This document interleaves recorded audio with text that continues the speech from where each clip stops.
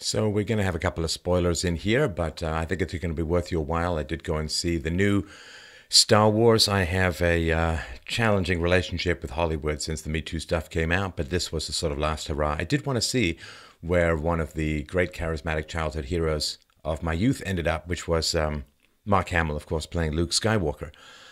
And I remember the first Star Wars movie that came out was really kind of an antidote to the 70s nihilism that was all over the place in art and in culture. It was something glorious and fun-filled and exuberant.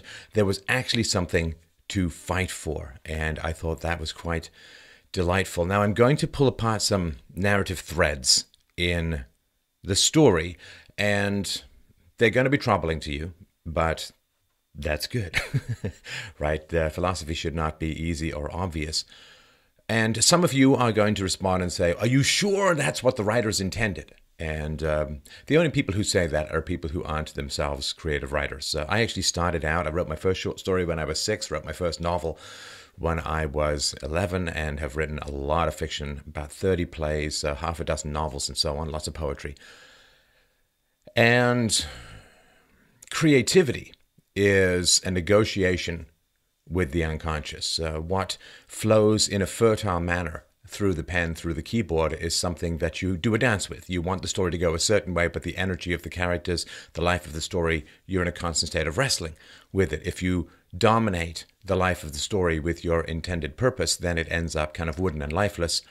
But if you let the story merely flower of its own accord, it ends up chaotic and disorganized. So it's a real balance, like it is in life, between reason and emotion, between inspiration and purpose. And I go with Socrates. Socrates, 2,500 years ago, heard from a friend that the oracle, who can't be wrong, not the one in the Matrix, but the oracle had said that Socrates was the wisest man. And Socrates said, well, I don't believe that. I barely know anything. And in order to find out what the oracle meant, Socrates went and talked about philosophy and thoughts and reason and evidence and knowledge and virtue and all of that with poets, priests, and politicians and sophists and, quote, philosophers and teachers of every kind. And he said when he went to the artists, when he went to the poets, when he went to the playwrights and questioned them about the meaning of their work, he said that they were completely clueless. He said, I can only think that they work from a kind of divine inspiration or perhaps even epileptic madness, but what translates from their mind to their pen seems to go unfiltered through any particular reasoning. And although their characters in their plays are wise, they themselves, the playwrights, are not wise. Although the characters are philosophical, they themselves, the writers, are not philosophical. So they're kind of empty vessels for either individual or collective expressions of unconscious fertility. So just because the writers intend or don't intend something doesn't particularly matter. What matters is what's there. So with Mark Hamill, the actor who plays, of course, Luke, he really didn't like where the character went. And I think I can explain to you, Mark, exactly why that is. By the way, good job on Corvette Summer. That was a fun film.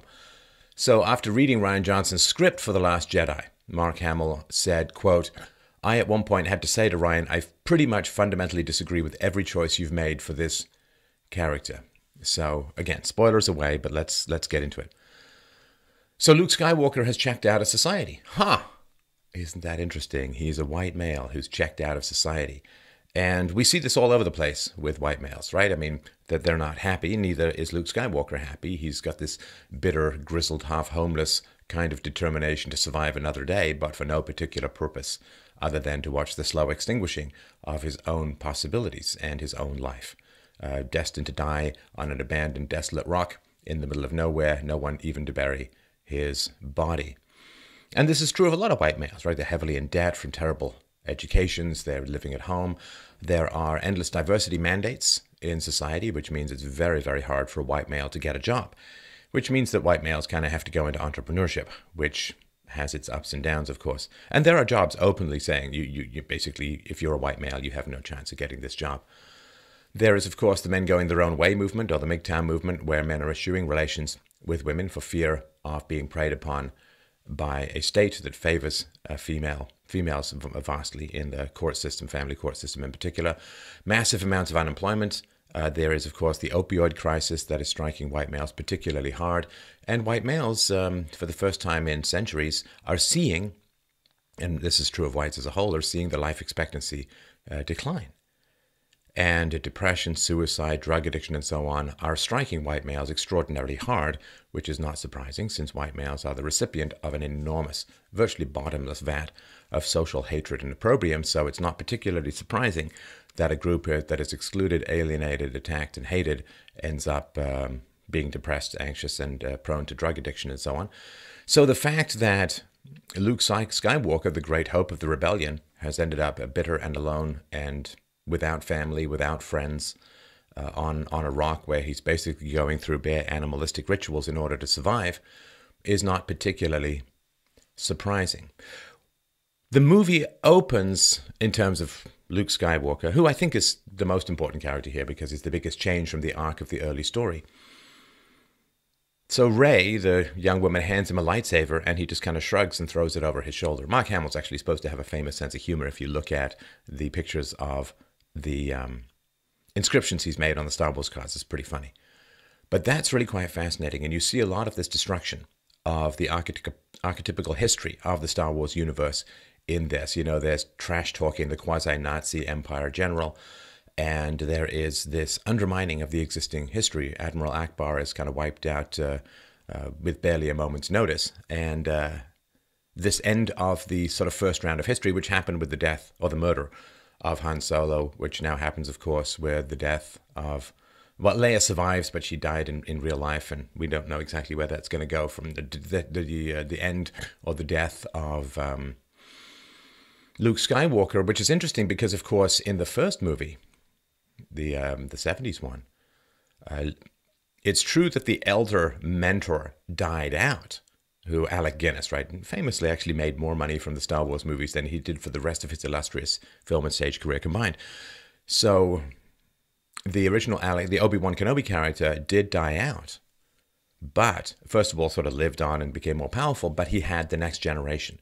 Whereas Luke Skywalker is dying out and there is no next generation. And that, of course, is the boomers, followed by the kids who aren't having children, the demographic decline among the whites that is happening in Europe and in North America. Whites, I think, are down to about 8% of the world's population, and that 8% is very top-heavy in terms of age. So in terms of childbearing age, white females are like maybe 2% or so of the world's population. There is danger of, well, a quasi-extinction event in the not-too-distant future. It's sort of similar to what's going on in Japan, but with diversity and fewer robots. So there is no continuing of the line. And this destruction of the history that is occurring in the new Star Wars movie, Kylo Ren actually says it. You have to break with the past, kill it if you have to. And that happens. Luke Skywalker takes the most powerful symbol of the Jedi and just tosses it over his shoulder. And that is happening, of course, a lot. The whites are not allowed to have a history to be proud of, not allowed to have in-group preferences. The religion of the West must be burned. And this, of course, you see, like the tree and the Jedi texts get burned down, and it's the end of a lineage. It's the end of a history.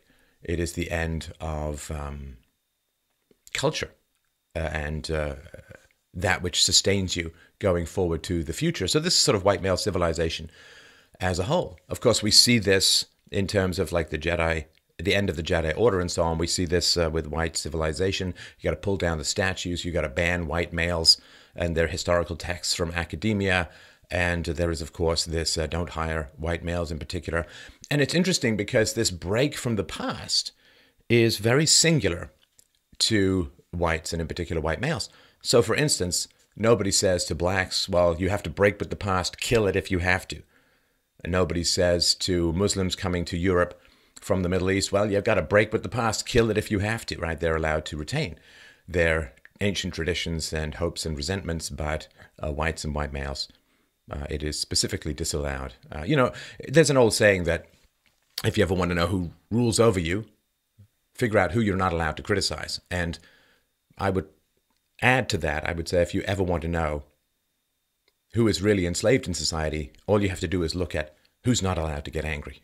And that, I think, is pretty important. Now, this sort of end of culture, end of Europe, end of pride in history and so on, I think is mirrored in Luke Skywalker.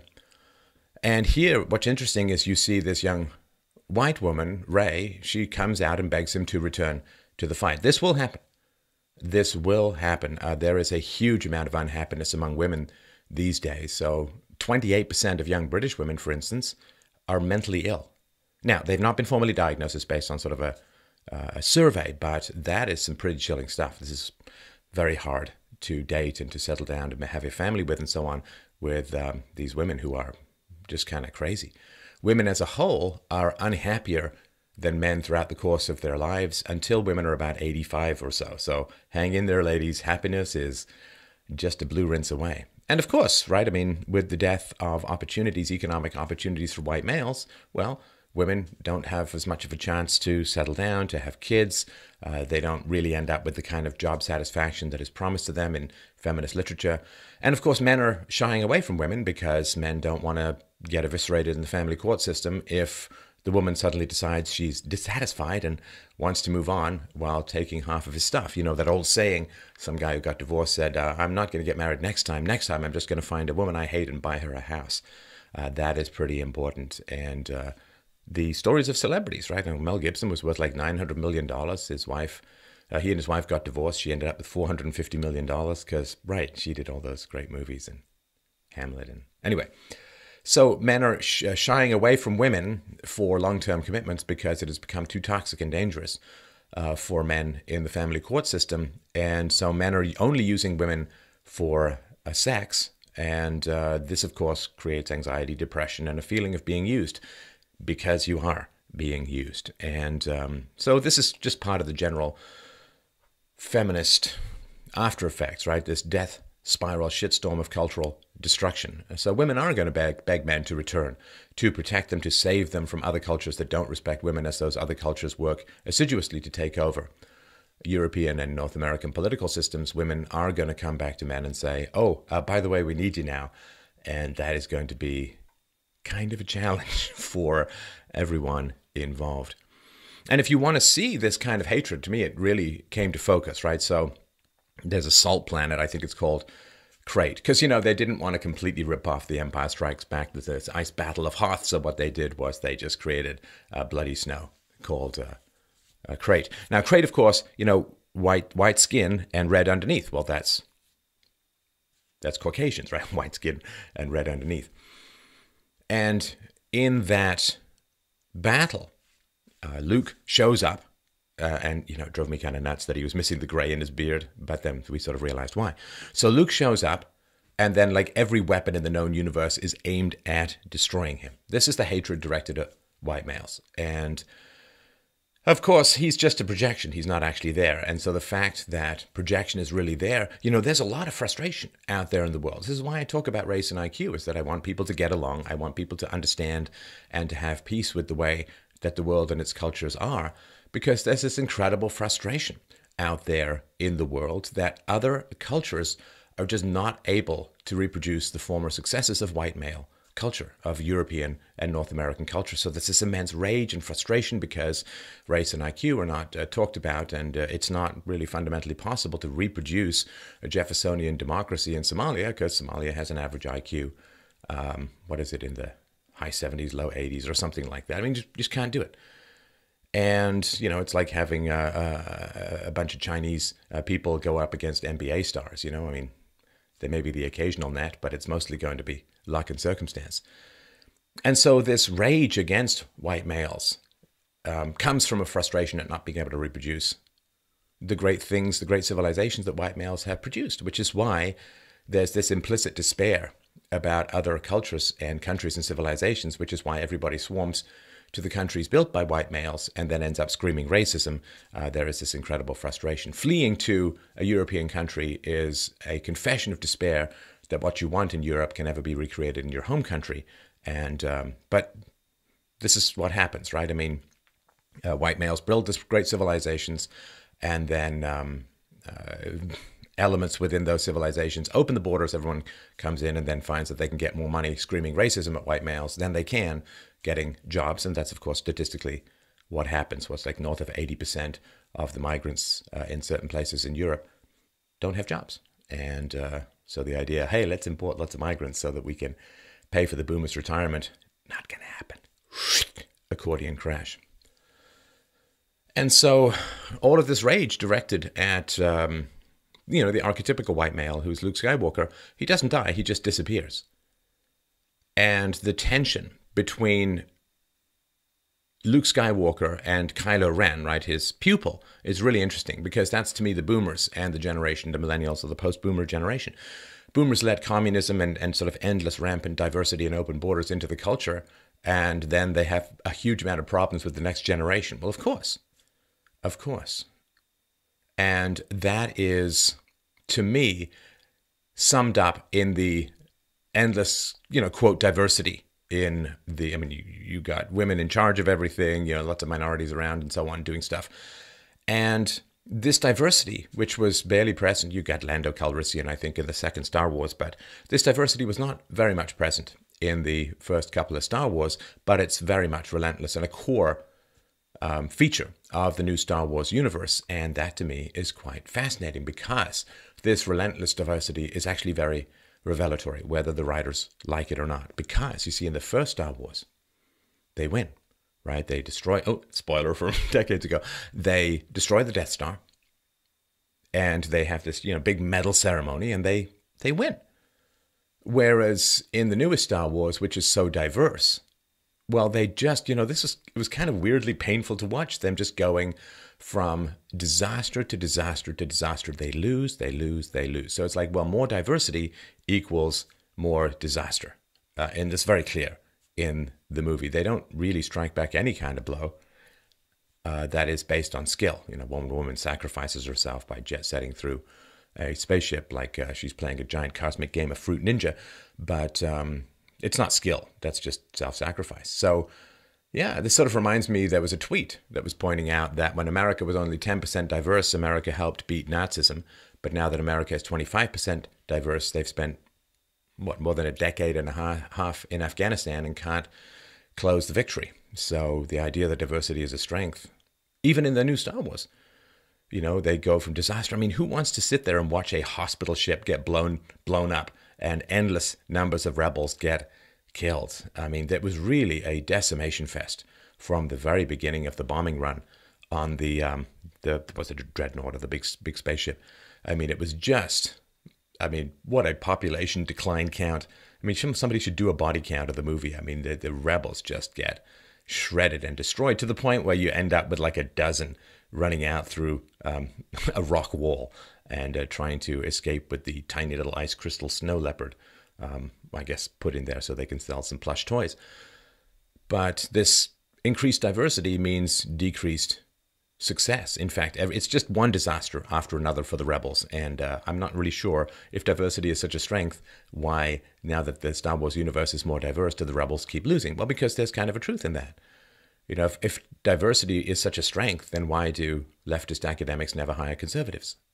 Why do communist academics never hire free marketers from the Austrian school? Why do they never hire objectivists? Because they want unity in academia, university of leftism, of communism. So they recognize, of course, that diversity is in no way a strength, which is why they relentlessly enforce it in academia, while at the same time relentlessly promoting it outside of academia. If diversity is such a strength of the free market, then why are communists constantly pushing diversity? Well, they push diversity because they know that diversity, like communism, is a failure.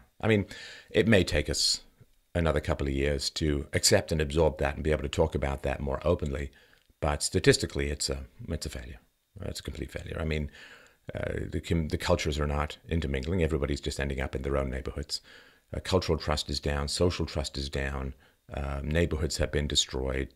Politics are fragmenting. It's turned into a form of tribal resource acquisition using the civil war proxy of a virtually omnipotent state. And it's just turned into rampant vote buying and appeasement and, all kinds of nonsense. So diversity is a failure. And like communism was a failure, which is one of the reasons why communism kind of morphed into being pro-diversity, because failure begets a failure. And this is why, when I was watching the movie, these numbers were floating around in my head. And I think they're worth talking about. Everyone goes insane when they think the polar bears are dying off when they're not. But whites are, about 8% of the world's population now? And very top-heavy, as I said, in terms of age. So whites, 8% of the world's population, they're old, numbers are declining enormously. Endangerment is a significant reality. And I really think that it's important to look at this movie, absorb its message, though the message I don't believe was explicitly intended by the writers. But more diversity is more failure. And whites at 8% of the world population, man, you better start waking up. Better start waking up, or you're going to end up old and alone and grizzled on a rock, fading into nothing, and no one and nothing will come to save you.